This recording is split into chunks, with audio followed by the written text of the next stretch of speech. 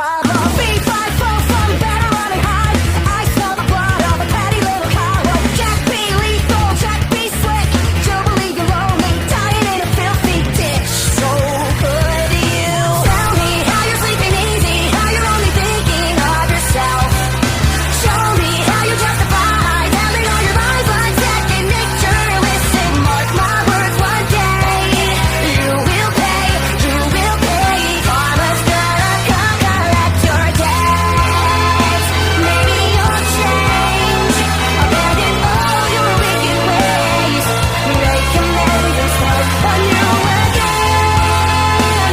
Maybe you'll see all the wrongs you did to me and start all over, start all over. Who am I kidding? Now let's not get overzealous here. You've always been a huge piece of shit.